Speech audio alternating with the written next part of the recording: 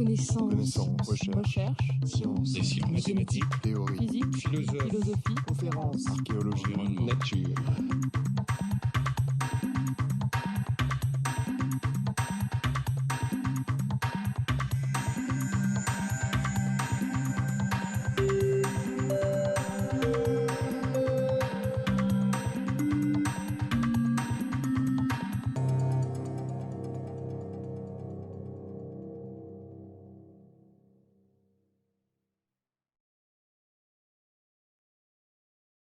Bonjour, nous avons un peu plus de temps qu'hier, nettement plus de temps qu'hier pour nous pencher sur le même thème, en l'abordant d'une façon sensiblement différente, en prenant plus de temps pour suivre la démarche de certains compositeurs particulièrement créatifs dans le domaine de la sonorité, de la recherche de la sonorité,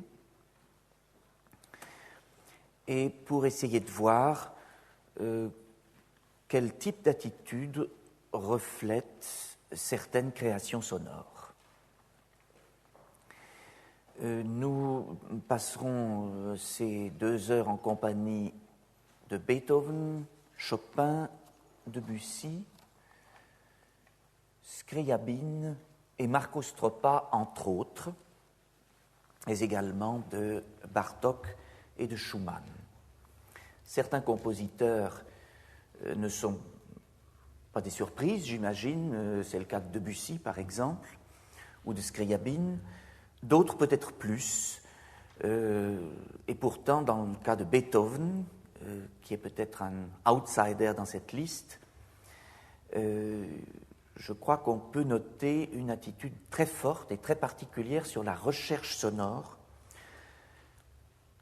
dans certains contextes très particuliers. En fait, il me semble que lorsque Beethoven se livre à une de ces interrogations philosophiques ou compositionnelles très fortes, il fait souvent appel, pour frapper notre imagination, à des créations sonores extrêmement originales et très particulières. Prenons comme premier exemple le fameux récitatif de la sonate dite La Tempête, la sonate numéro 17. Nous sommes peu avant la réexposition et un arrêt soudain de la tempête musicale nous fait nous interroger gravement.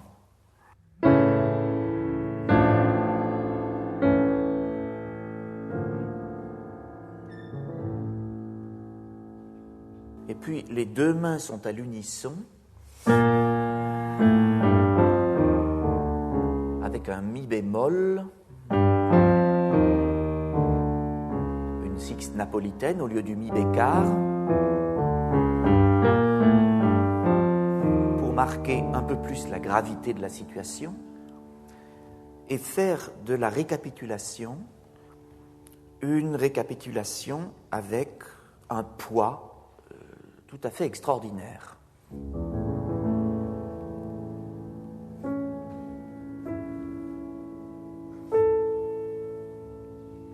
Et puis, Beethoven ne reprend pas ses idées comme à l'origine, il insère ici un récitatif avec expression.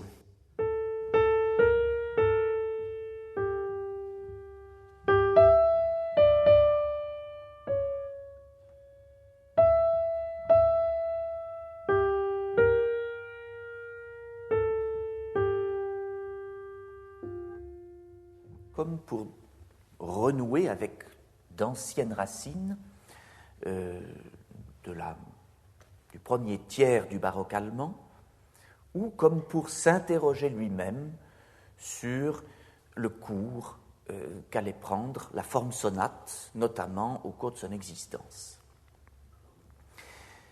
Mais si le procédé est vraiment très personnel, le rendu sonore n'est pas particulièrement frappant dans ce que je viens de jouer. Tous les sons que j'ai énoncés sont finalement très normaux.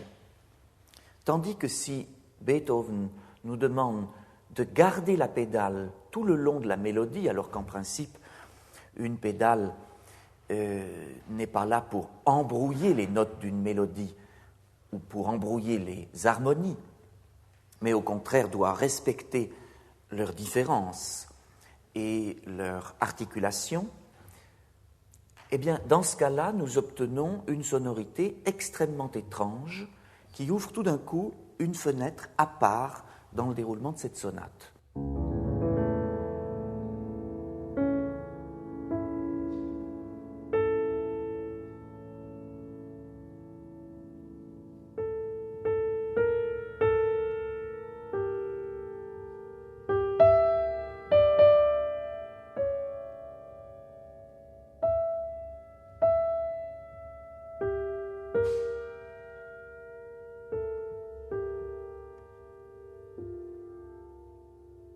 Alors, il faut d'abord dire une chose, c'est que la pédale sur l'instrument que jouait Beethoven ne mélange pas les sons de la même façon que la pédale d'un instrument contemporain.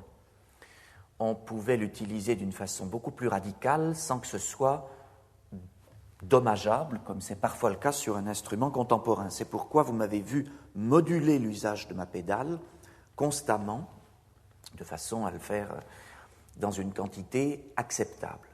Cependant, on voit bien que la voix humaine qui tout d'un coup, dans le cadre d'une sonate, la forme instrumentale par excellence, vient réciter quelque chose, vient vraiment d'un autre espace. Alors, libre à chacun d'entre nous de considérer que dans cette sonate de la tempête, dite de la tempête, cette sorte de monologue peut-être shakespearien vient d'outre-tombe ou d'où l'on veut.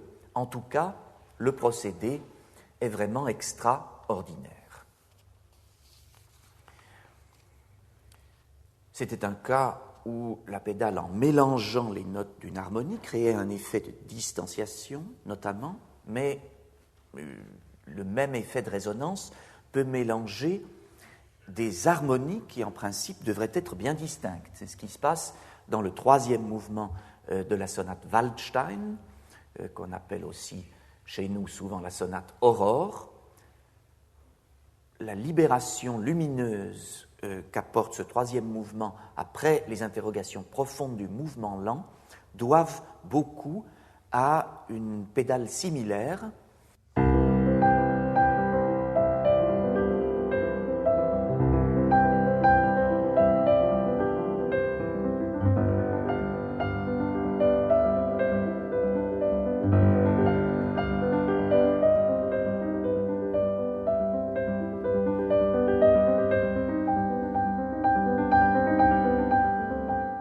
Imaginons cette même sonate jouée avec une pédale pure, entre guillemets, une pédale plus académique, qui changerait soigneusement selon la lettre avec chaque harmonie.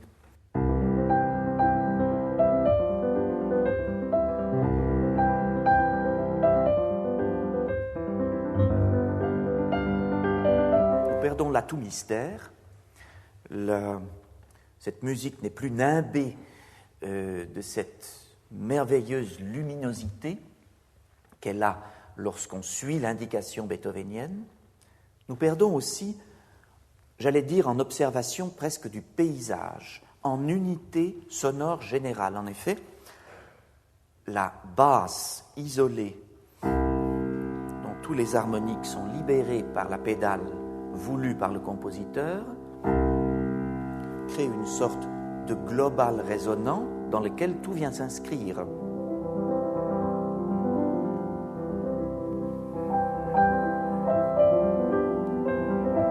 Ce qui n'est plus le cas si nous interrompons cette façon globale de voir la musique.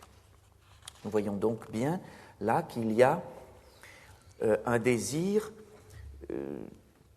d'unité générale, d'envelopper l'ensemble du phénomène musical dans une sorte de timbre général. Même chose dans la coda jubilante de ce même mouvement. Le prestissimo pourrait emmener le pianiste vers une démonstration de virtuosité un peu trop digitale dans le style suivant.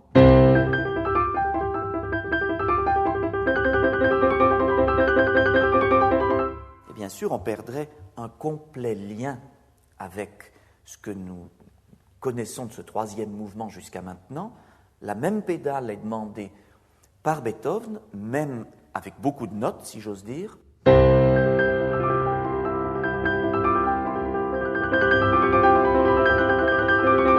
Créant une sorte de frémissement extrêmement particulier et permettant à cette musique d'être en même temps très juvénile et très dolce, comme il le demande.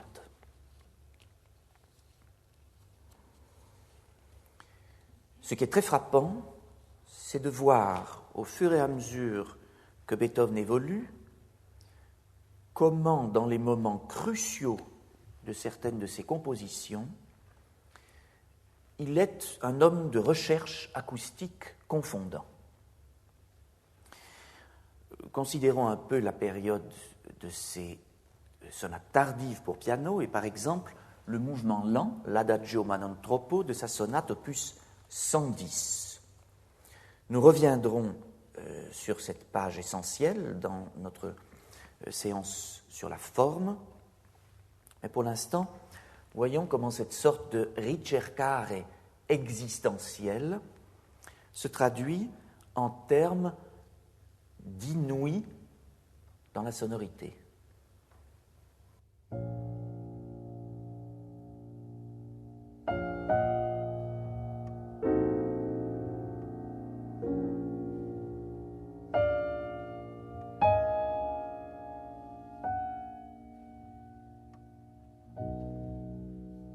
Quand nous commençons cette sonate, le matériel, mélodie, rythme, harmonie, appartient à tout le monde.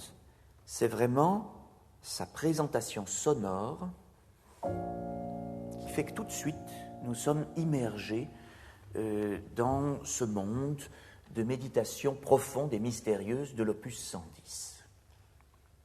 Un peu plus tard, lorsque Beethoven semble avoir franchi un pas vers l'espoir, il le fera en faisant intervenir la voix humaine et en faisant une imitation, autant que faire se peut, de la voix humaine, autant qu'un instrument à clavier puisse vibrer et faire un crescendo.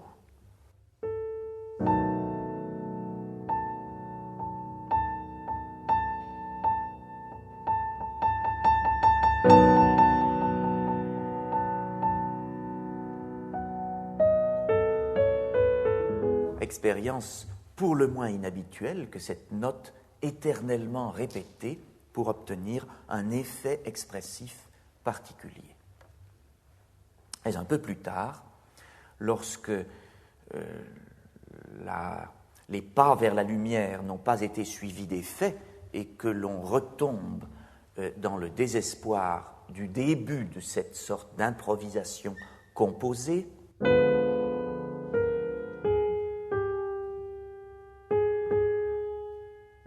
alors va s'établir une pulsation inexorable sur une note toujours répétée, mais celle-ci dans l'acceptance et non pas dans le regard vers la lumière.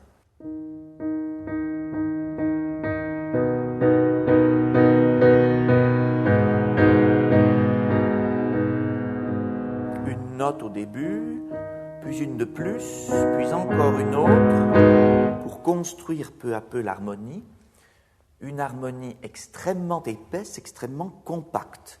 En effet, cet accord de La bémol mineur, très sombre, Beethoven le présente, j'allais dire presque en paquet, et il est doublé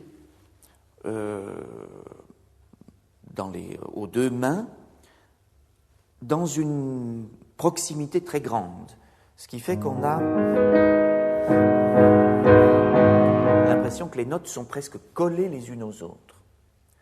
De surcroît, Beethoven demande là l'usage de toutes les cordes et non pas d'une partie d'entre elles, puisqu'il demandait la una corda, la pédale sourdine, au début du récitatif. Maintenant, on aura un maximum de vibrations, d'autant plus grand que là encore, la pédale de résonance est demandée. On aboutit à une sorte de saturation des vibrations qui exprime une sorte de sentiment intenable à cet endroit-là. Mais dans ce moment où nous basculons de l'espoir vers le désespoir accepté, puisque nous allons ouvrir une page d'Arioso Dolente, eh bien, Beethoven trouve une sorte de geste acoustique, en quelque sorte, qui n'appartient qu'à lui et qui est parfaitement original et qui va réaliser dans le domaine acoustique ce moment exceptionnel qu'il a voulu ici. On le voit chez lui, le domaine de l'entendu est toujours lié au domaine de l'esprit. Et lorsqu'il souhaite nous transporter dans des sphères très hautes, lorsque par exemple, au cœur de son 3e concerto, entre 2 mouvements très dramatiques en do mineur, il place une sorte de chorale ornée dans la tonalité très éloignée et très doucement lumineuse de mi majeur, alors il nous demande de jouer pianissimo, bien sûr. C'est la moindre des choses, j'allais dire.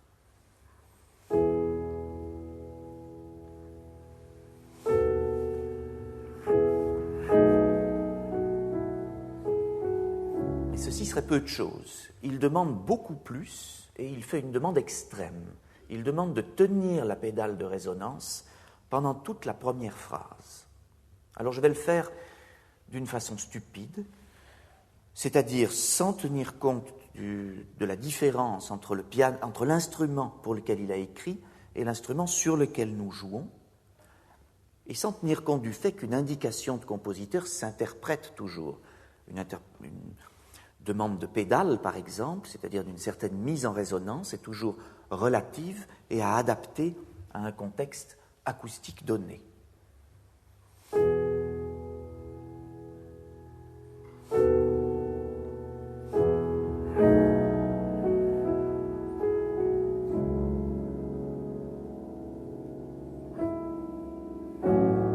Tout à fait insupportable, naturellement.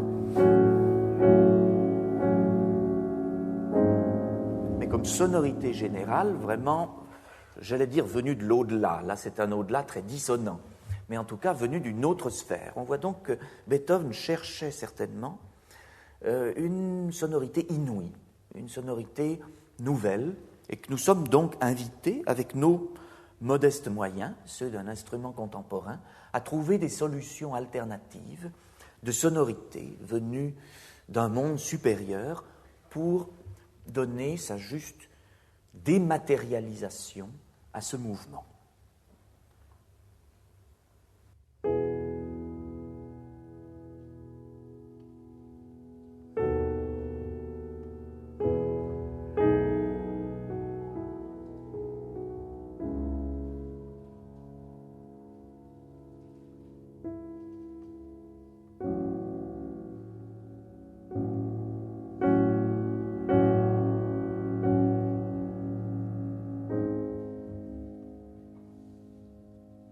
Au cœur de ce même mouvement, une mélodie sera confiée en dialogue à la flûte et au basson solo. Oui, au basson, nous ne serons pas surpris de la part de Beethoven qui affectionne des solos de cet instrument à des moments qui, à l'époque, paraissaient sûrement incongrus. Mais ce qui est intéressant, c'est de voir que l'accompagnement, fait de pids aux cordes et d'arpèges au piano, est un accompagnement, là encore, qui tend vers l'idéalisation.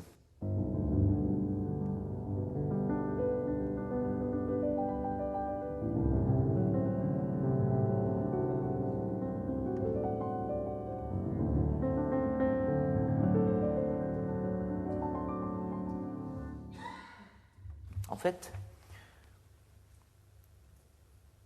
nous voyons que cette recherche d'un chemin acoustique parallèle à un chemin spirituel ne pouvait que l'amener quelque part à composer certaines de ses œuvres. Et je pense bien sûr à la dernière de ces sonates, la sonate opus 111, tout au moins au fameux arietta de cette sonate.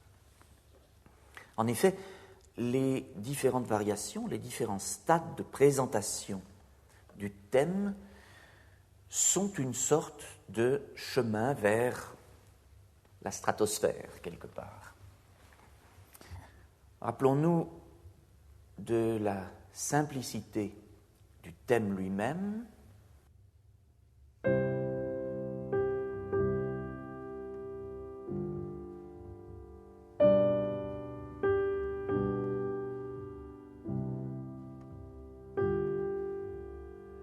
Alors les beethoveniens fervents m'auront trouvé criminel d'avoir modifié son texte, puisque j'ai joué la main gauche dans un registre dans lequel beaucoup de compositeurs auraient écrit.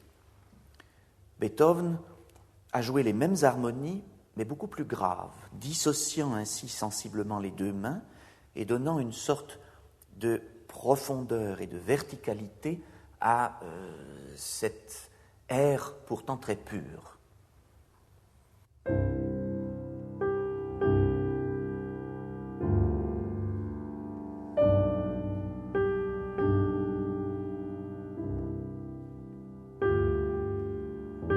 Quelqu'un d'autre aurait-il pu le faire avec cette même mise en espace que Beethoven? Je n'en suis pas sûr.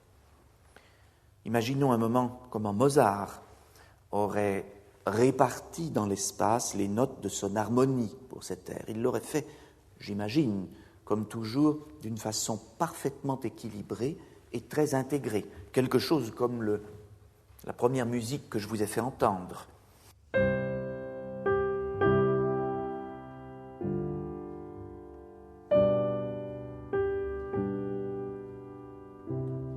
Schubert aurait peut-être trouvé un moyen de redoubler certaines de ces notes pour donner plus de tendresse, j'allais dire de moelleux, à la sonorité de son chant.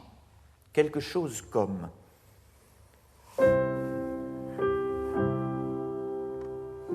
ou encore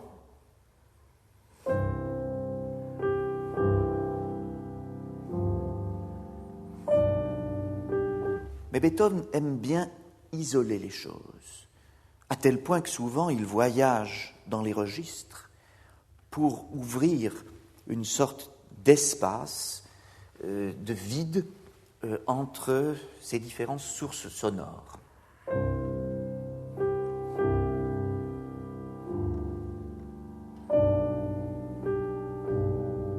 Et ainsi pouvons-nous obtenir ce mélange si particulier de lumière pure et de gravité calme et solennelle. Et puis vous vous rappelez, bien sûr, chacun les connaît par cœur, chacune des variations va apporter un peu de balancement supplémentaire dans l'énoncé du thème.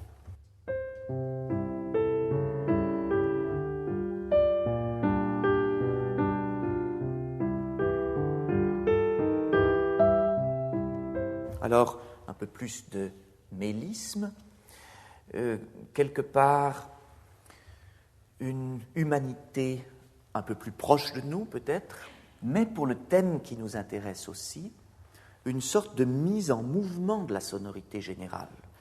Nous n'avons non plus cette sonorité merveilleusement calme et simple, mais une sonorité qui commence déjà à se mouvoir et à onduler quelque part. À chaque variation, on ira un peu plus loin.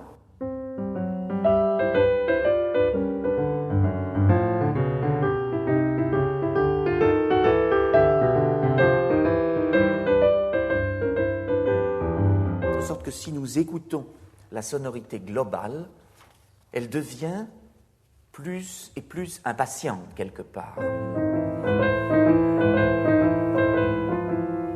Et à chaque variation, naturellement, à la prochaine,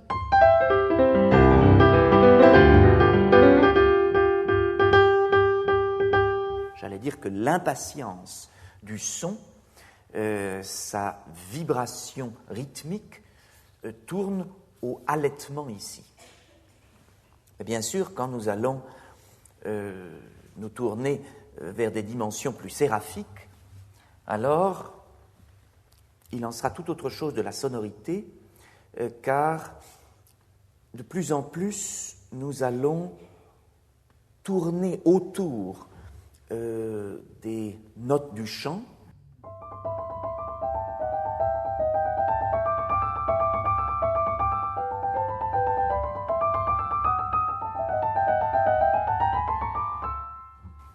pour arriver à une sorte de poudroiement sonore, comme une sorte d'idéalisation de ce chant. Le résultat, bien sûr, c'est le fameux trill de la sonate opus 111, qui peu à peu vient tout envahir, qui au moment du grand questionnement, de grande suspension dans ce mouvement, viendra nous demander Do majeur ou Mi bémol majeur. Et au moment de cette grande question, il se démultipliera. Nous entendrons 3 trilles superposés. L'oscillation harmonique relative de la première variation est devenue une oscillation majeure, presque une remise en question de la matière harmonique ici. Et de la dimension mélodique plus tard, lorsque le trill s'échappera,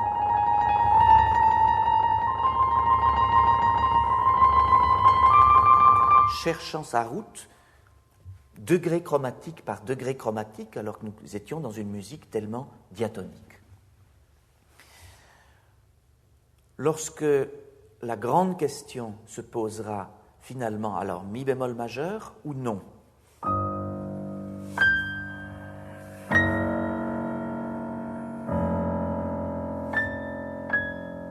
Alors nous n'aurons plus d'harmonie, mais seulement une basse et une partie supérieure aux extrêmes de l'espace possible pour l'exécution de cette musique. Et entre les deux notes s'ouvrira une sorte de béance extraordinaire qui ne peut, elle aussi, n'exister que chez Beethoven. On voit ici, soudain, quel espace intérieur, quel espace métaphysique ouvre cet espace acoustique. Vous vous rappelez, lorsque nous revenons à notre thème, eh bien,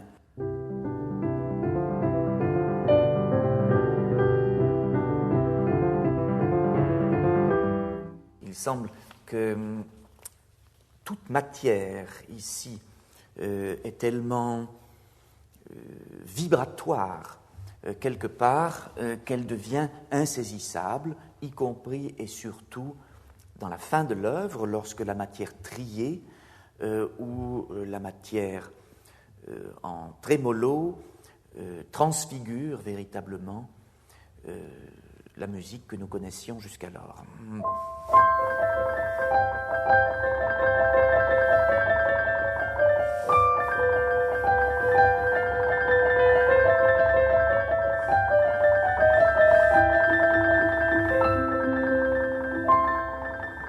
C'est vraiment une expérience métaphysique et timbrique en même temps, et on peut se rappeler la façon dont le trill transforme véritablement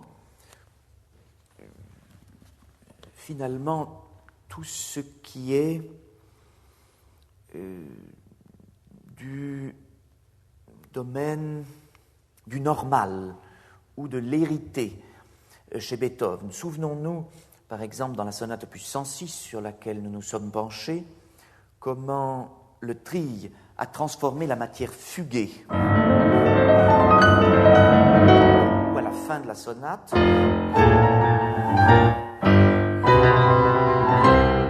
eh bien ici, la matière triée, le phénomène vibratoire, a peu à peu transfiguré la forme variation.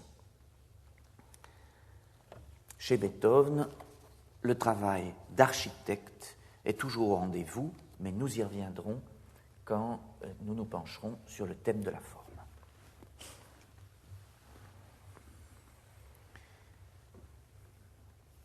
J'aimerais maintenant aborder la façon dont Chopin travaille avec la sonorité, c'est-à-dire comment il transforme son inspiration vocale dans une vision instrumentale toujours renouvelée.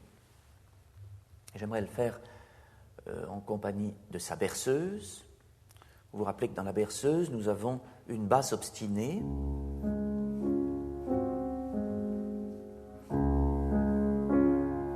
du début jusqu'à la fin.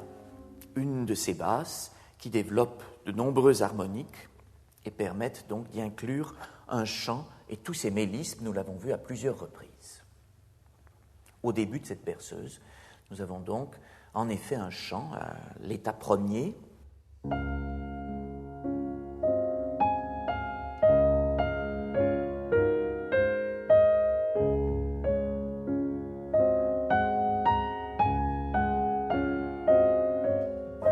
Puis, j'allais dire à l'état second, une polyphonie, un chant à deux voix.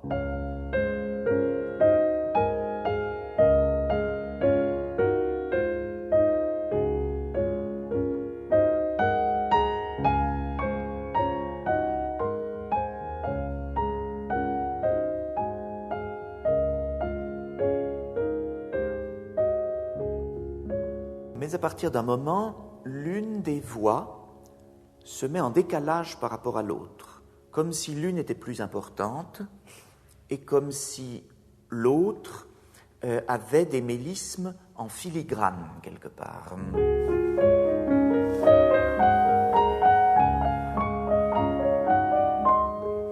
Et puisque nous parlions de filigrane, eh bien maintenant, voici le thème de notre berceuse en filigrane.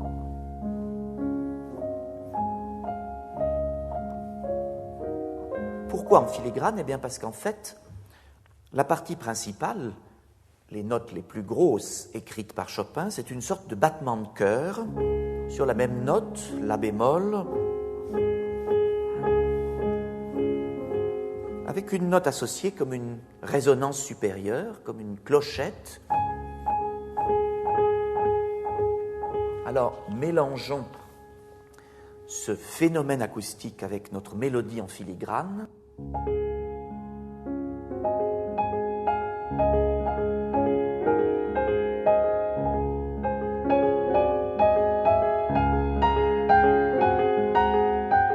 Vous savez, quand nous rapprochons des intervalles dans une résonance,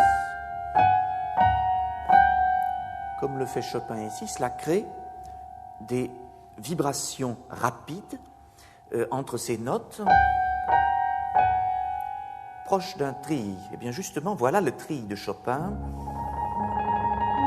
qui vient très naturellement, acoustiquement parlant, après ce que nous venons d'entendre, et que Chopin va laisser courir vraiment comme une quenouille quelque part qui part en vrille. Mais ce n'est pas exactement le trill tout seul. En fait, c'est un trill combiné avec un mélisme, comme nous l'avons entendu depuis le début. Trill, mélisme, trill, mélisme.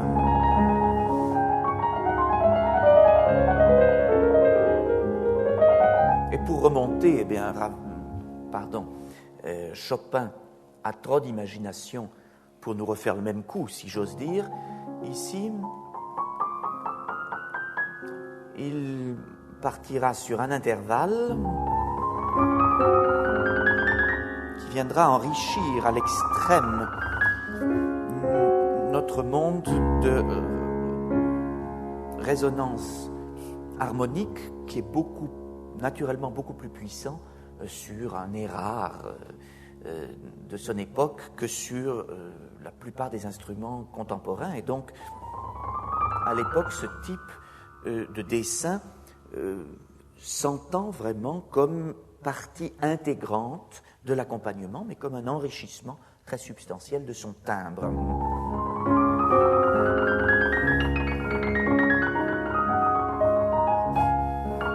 Et ainsi de suite.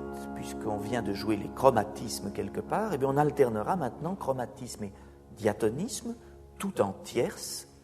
Dans ses études, Chopin nous a montré quelle invention il peut avoir à partir d'intervalles simples.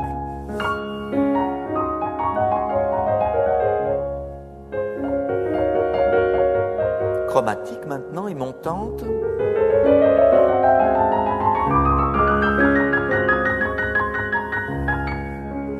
Et maintenant de simples harmonies,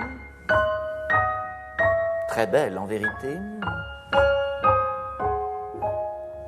mais un peu brisées une fois vers le bas, une fois vers le haut, et chaque fois avec un peu d'air entre les deux, donc comme un geste de caresse de la main.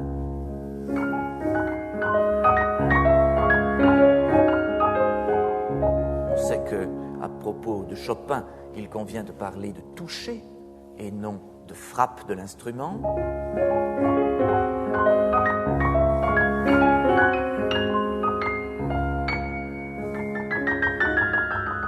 Et ainsi de suite, et un peu plus loin.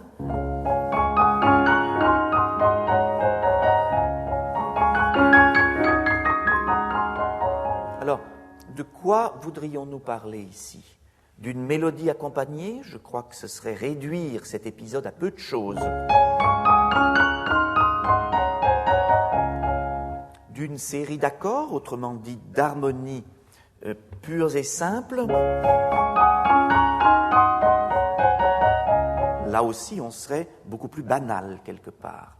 S'agit-il, là encore une fois, simplement d'un travail de sonorité, d'une sorte de travail du spectre, comme si Chopin n'était qu'un prophète de la composition timbrique?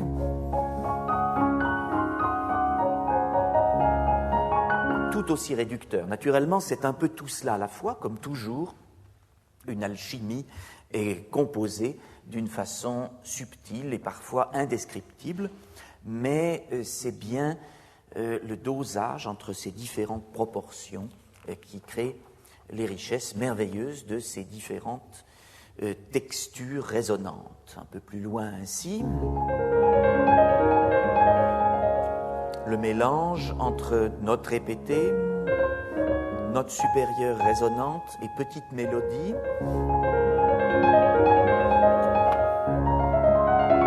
Et puis, dans le même registre, l'introduction des chromatismes. Et ensuite, une mélodie qui s'épanche vers l'aigu, mais toujours traitée en sixte, cette fois-ci plus en tierce, mais en sixte. Mais en sixte brisé. Et puis, la main gauche en rajoute toujours une note, la partie gauche par rapport à la partie droite, en tout cas la partie grave par rapport à la partie aiguë, pour provoquer le scintillement que l'on n'aurait pas si on avait simplement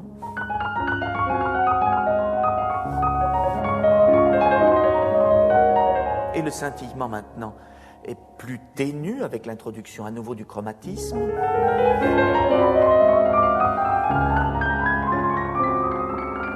Là, c'est vraiment de caresse à l'intérieur du timbre dont il faut parler.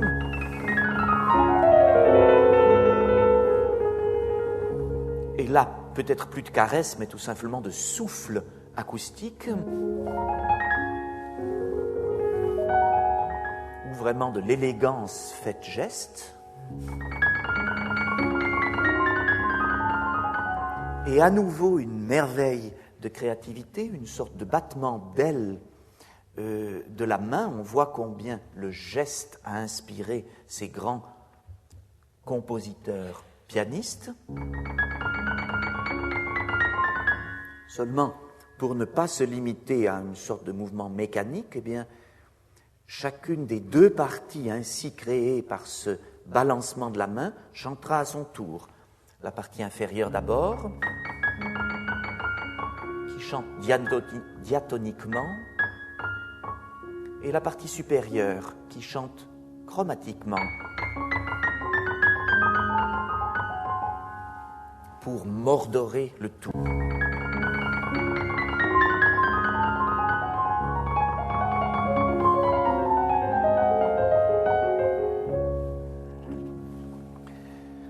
On voit combien des moyens d'une simplicité confondante, répétition d'un même ostinato, utilisation de mélodies fort proches, des mêmes intervalles, alternance entre diatonisme et chromatisme, permet, avec une infinie variété de combinaisons et un goût irréprochable, permettent à Chopin de composer une pièce dont la poésie doit beaucoup au charme pour l'oreille.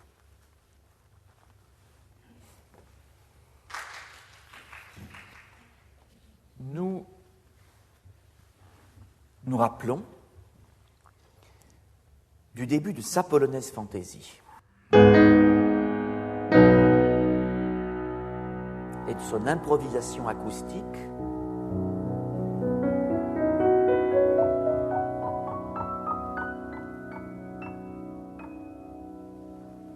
eh bien, rappelons-nous des mélismes de cette sorte de volute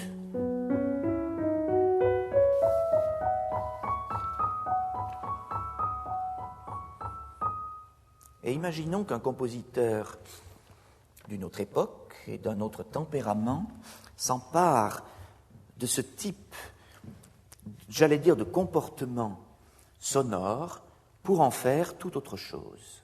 Voilà ce que ça pourrait donner.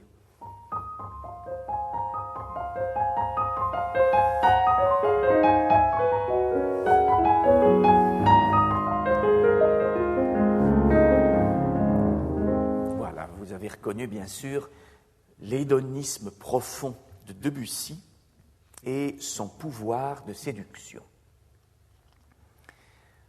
En réalité, il se livre à ce qu'il appelle une étude, une recherche constante de travail de la sonorité par différents dessins d'arpèges. Ici, un certain type d'arpège avec des combinaisons d'intervalles.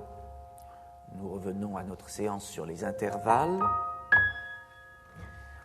Lui permettent de créer une certaine douceur aguicheuse. Lorsque la main inoccupée se joint à la première, elle ajoutera à la série de cartes déjà en présence quelques autres cartes en les dessinant d'une façon un peu différente et en touchant l'instrument d'une façon un peu différente, vraiment comme quelques gouttes de la pointe du pinceau.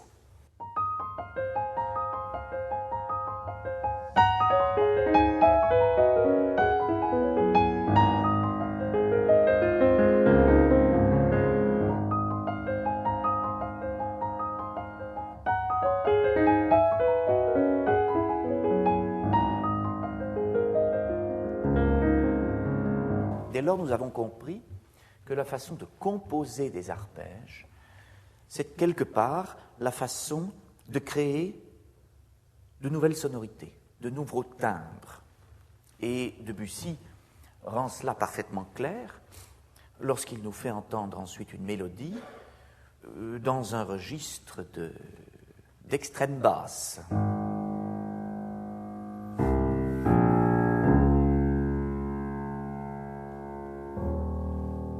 En réalité, les arpèges de harpe que nous entendons sinon semblent décrire la couleur de cette basse et la suivre selon sa ligne.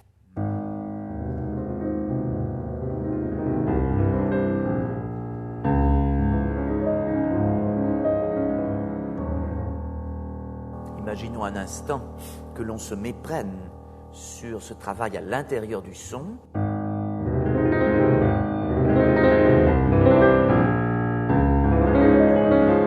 L'agitation sonore qu'on aurait en conséquence serait, je crois, des plus fâcheuses. En fait, cette étude, ou plutôt cette composition sophistiquée, peut être vue selon des critères d'analyse éternelle. Une basse à laquelle on ajoute une harmonie,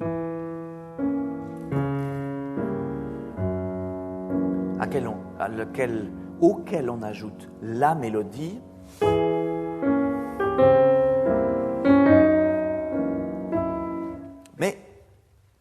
toute la nouveauté est là. Debussy ajoute un travail, disons, spectral.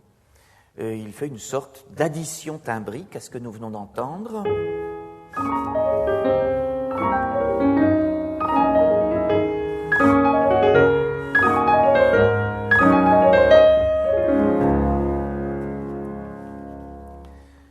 Et il se livrera à ce jeu sous maintes formes. Ainsi, au cœur de cette pièce très relaxée, un épisode beaucoup plus vif qui tient presque du feu d'artifice et dans lequel la mélodie paraît très éclatée quelque part.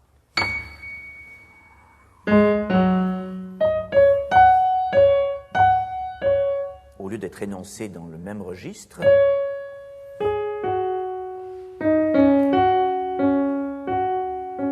mais ce qui est extraordinaire, c'est la façon dont chacune des notes de la mélodie est accompagnée d'un arpège travaillé d'une façon chaque fois autonome.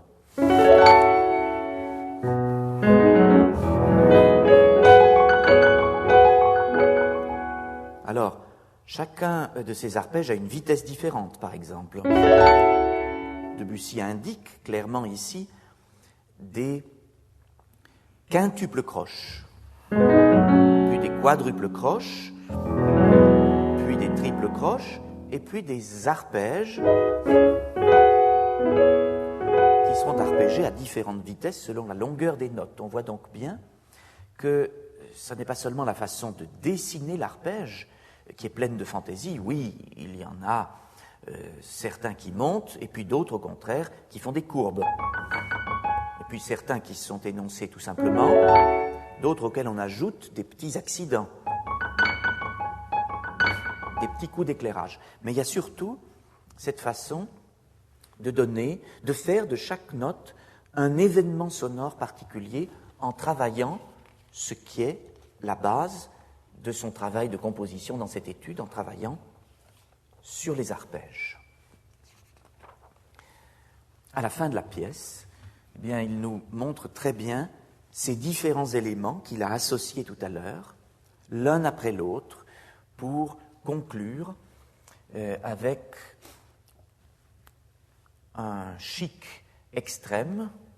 Là aussi, nous aurons le son, en quelque sorte, ou la basse, le dessin, ou l'arpège, et puis le nuage, ou le spectre. Trois poids différents, trois fonctions différentes, mais un tout sonore.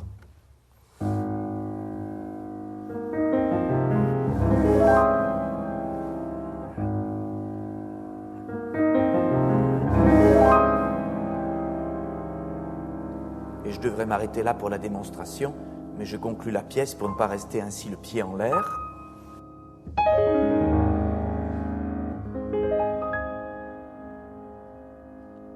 Tout est dans le laisser vibrer indiqué par le compositeur.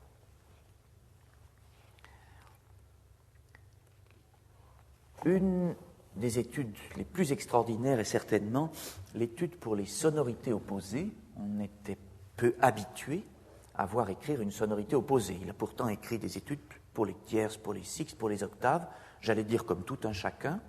Pourquoi pour les sonorités opposées? Parce que dans ces années de la libération du timbre, où le timbre comme catégorie sonore acquiert son autonomie, eh bien, nous voyons que des compositeurs comme lui, comme Béla Bartók, nous le verrons tout à l'heure, se font un point d'honneur à caractériser les sonorités, à caractériser aussi leurs sources. C'est ce que Debussy semble indiquer au début de cette étude, 2 notes seulement, un sol dièse et un la. Puis à nouveau le sol dièse.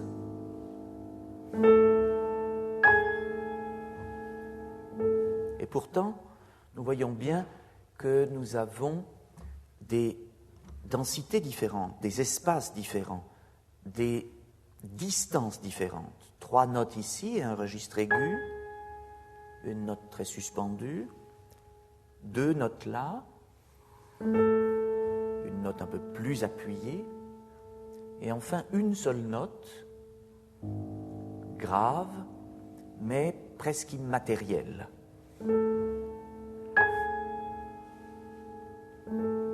Eh bien, toute l'étude consistera à présenter ce même sol dièse obsédant dans des contextes extrêmement différents et avec des situations qui créent des oppositions importantes. Intéressant de voir les recherches instrumentales de Debussy pour créer des sonorités particulières, pour obtenir ce que son imaginaire lui dicte. Ainsi, lorsqu'après cette introduction très acoustique, nous allons au cœur de la pièce pour exprimer fortement la profondeur de l'expression. Rappelons-nous que Debussy, dans les années de la Première Guerre, est très affecté par le conflit mondial, a aussi des pressentiments de la maladie qui l'emportera, et donc devient à certains moments tout sauf un compositeur de plaisir. Eh bien, nous entendons la musique suivante.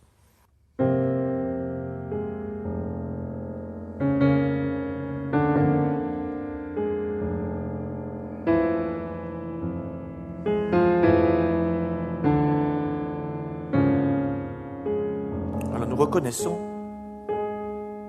notre note repère, comme toujours, mais nous entendons ce chant douloureux, pénétrant, avec une sonorité très particulière. Pourquoi ? Eh bien, Debussy aurait pu écrire une note à chaque main, ou les deux notes dans une même main, ce que ferait n'importe quel compositeur dans la plupart des cas de figure. Ici, il fait une chose très étrange, il fait prononcer le chant à la main gauche, et il le double à la main droite. Donc la main droite joue les deux notes et la main gauche double l'une de ces notes, comme pour donner plus d'intensité à la partie inférieure de son chant.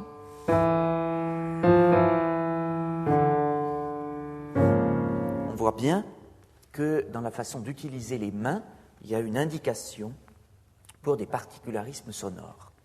Même chose un peu plus tard, lorsque un choral diaphane et suspendu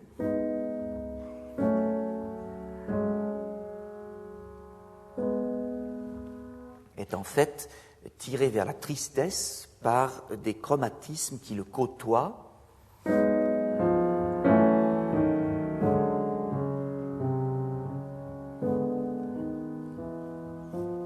Mais en fait, ce qui est très frappant dans ce passage, c'est la façon dont Debussy nous fait entendre les harmoniques immédiatement supérieures à notre chorale, l'éclairant ainsi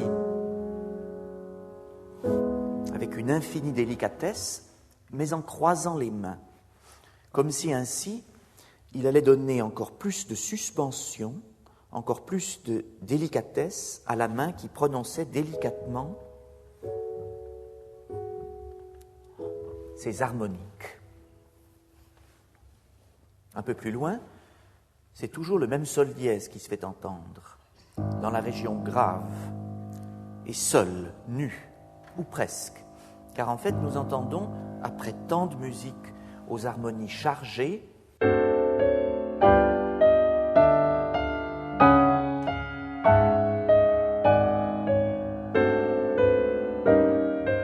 et à l'expression presque étouffante, et bien après tant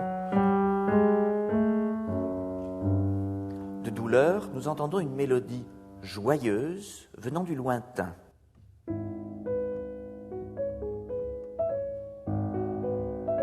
Alors de quel lointain s'agit-il ?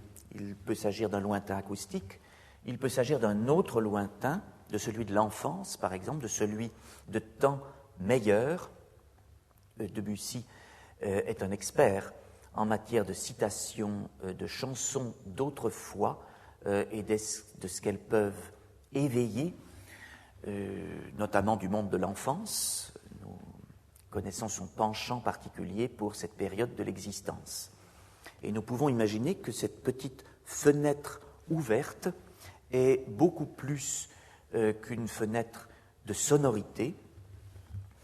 On voit encore combien le pouvoir d'une magie de sonorité peut être efficace pour évoquer chez l'auditeur des références ou d'autres. Le moment sans doute le plus extraordinaire de cette étude, c'est quand après un point culminant sur un accord très wagnérien, eh bien, la musique va tout d'un coup se figer dans une sorte de calme extraordinaire, avec une superposition harmonique audacieuse, celle d'une quinte à vide sur fa dièse et celle d'une sorte de mi dièse majeur, créant un contexte vraiment d'apparition, après ce que nous venons d'entendre. Eh bien, l'apparition, la voilà justement, elle est à nouveau acoustique, c'est comme si surgissait des résonances de cette double harmonie, une musique spectrale, cette fois-ci dans le sens où elle serait une musique d'esprit, de fantôme,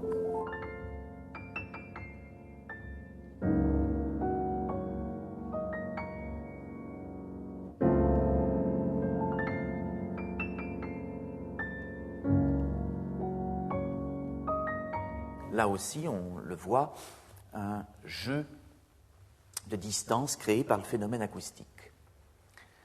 La fin de la pièce fera toujours un va-et-vient entre ces deux dimensions.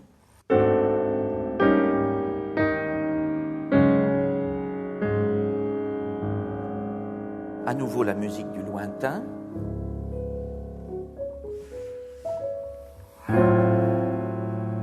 Le retour d'une musique expressive et peut-être trop présente.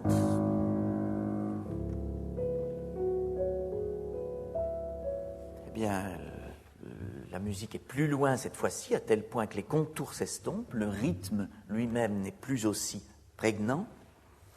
Ce jeu avec les lointains, eh bien, c'est naturellement un des grands thèmes du moment. Charles Ives, Mahler, de beaucoup de façons, ont, à leur façon, fait rentrer l'espace dans la composition.